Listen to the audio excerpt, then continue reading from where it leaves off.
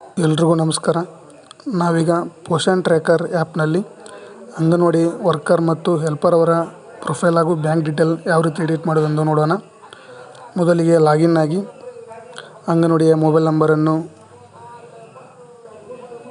Number ಹಾಕಬೇಕು. ಹಾಕಿದ ನಂತರ MIPIN ಹಾಕಿ ಲಾಗಿನ್ ಆಗಿ ತದನಂತರ ಮೋರ್ ಎಂಬ ಆಪ್ಷನಲ್ಲಿ ಕ್ಲಿಕ್ ಮಾಡಿ ಅಲ್ಲಿ ಮೇಲ್ಗಡೆ ಫಸ್ಟ್ನೇದು ಅಪ್ಡೇಟ್ ಪ್ರೊಫೈಲ್ ಅಂದರೆ ವರ್ಕರ್ದು ಮತ್ತು ಅಪ್ಡೇಟ್ AWS ಪ್ರೊಫೈಲ್ ಅಂದರೆ ಹೆಲ್ಪರ್ದು ಅಲ್ಲಿ ಕ್ಲಿಕ್ ಮಾಡಿ ಅವರ ಹೆಲ್ಪರ್ದಿದ್ದರೆ ಹೆಲ್ಪರ್ದು ಮತ್ತು ವರ್ಕರ್ದಿದ್ದರೆ ವರ್ಕರ್ ಆಧಾರ್ ನಂಬರನ್ನು ಮೆನ್ಷನ್ ಮಾಡಬೇಕು.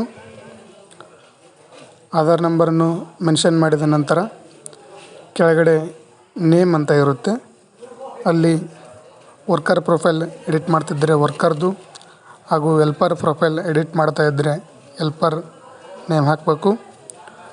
ತದನಂತರ ಹೆಲ್ಪರ್ ಅವರ ನೇಮ್ ಸೇಮ್ ಆಧಾರ್ ಕಾರ್ಡ್ನಲ್ಲಿ ಯಾವ ರೀತಿ ಇರುತ್ತೆ, ಆಧಾರ್ ಕಾರ್ಡ್ ಮತ್ತು ಬ್ಯಾಂಕ್ನ ಪಾಸ್ಬುಕ್ನಲ್ಲಿ ಯಾವ ರೀತಿ ಹೆಸರು ಇರುತ್ತೆ ಅದೇ ರೀತಿಯಾಗಿ ಅವರ ಹೆಸರನ್ನು ಟೈಪ್ ಮಾಡಿ ಮೆನ್ಷನ್ ಮಾಡಬೇಕು.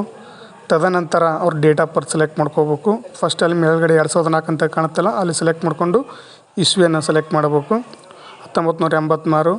ತದನಂತರ ಸೈಡ್ ಮಾರ್ಚ್ ಏಪ್ರಿಲ್ ಅಂತ ಅಲ್ಲಿ ಸ್ಕ್ರಾಲ್ ಮಾಡಿ ಅವರ ಒಂದು ಡೇಟ್ ಮತ್ತು ಮಂತನ್ನು ಎಡಿಟ್ ಮಾಡಿ ಕೆಳಗಡೆ ಓಕೆ ಅಂತ ಕ್ಲಿಕ್ ಮಾಡಬೇಕು.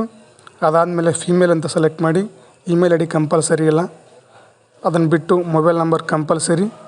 ಹೆಲ್ಪರ್ದು ಅಥವಾ ವರ್ಕರ್ದು ಯಾರು ಎಡಿಟ್ ಮಾಡ್ತಾ ಇರ್ತೀವಿ ಅವ್ರ ವರ್ಕರ್ ನಂಬರು ಅಥವಾ ಹೆಲ್ಪರ್ ನಂಬರ್ ಹಾಕಬೇಕು. ಅದಾದ ನಂತರ ಕೆಳಗಡೆ ಇಯರ್ಸ್ ಆಫ್ ಎಕ್ಸ್ಪೀರಿಯೆನ್ಸ್ ಅಂತ ಇದೆ, ಅಲ್ಲಿ ಎಷ್ಟು ವರ್ಷ ಸರ್ವಿಸ್ ಮಾಡಿದ್ದೀವಿ ಅಂತ ಟೈಪ್ ಮಾಡಬೇಕು. 1 ವರ್ಷ, 5 ವರ್ಷ, 10 ವರ್ಷ, ಅವ್ರು ಎಷ್ಟು ವರ್ಷ ಎಕ್ಸ್ಪೀರಿಯೆನ್ಸ್ ಆಗಿದೆ ಅಷ್ಟು ವರ್ಷ ಎಕ್ಸ್ಪೀರಿಯೆನ್ಸ್ ಹಾಕಬೇಕು. ತದನಂತರ ಎಜುಕೇಷನಲ್ಲಿ ಪ್ರೈಮರಿ ಅಂದರೆ 1 to 10th ಅಥವಾ 7th, ಸೆಕೆಂಡರಿ ಅಂದರೆ PUC ಹಾಕಬೇಕು. ಡಿಗ್ರಿ ಆಗಿದ್ದರೆ ಬ್ಯಾಚುಲರ್ ಡಿಗ್ರಿ ಅಂತ ಹಾಕಬೇಕು. ಡಿಗ್ರಿ MA ಅಥವಾ MSW ಈ ರೀತಿ ಆಗಿದ್ದರೆ ಮಾಸ್ಟರ್ ಡಿಗ್ರಿ ಅಂತ ಹಾಕಬೇಕು.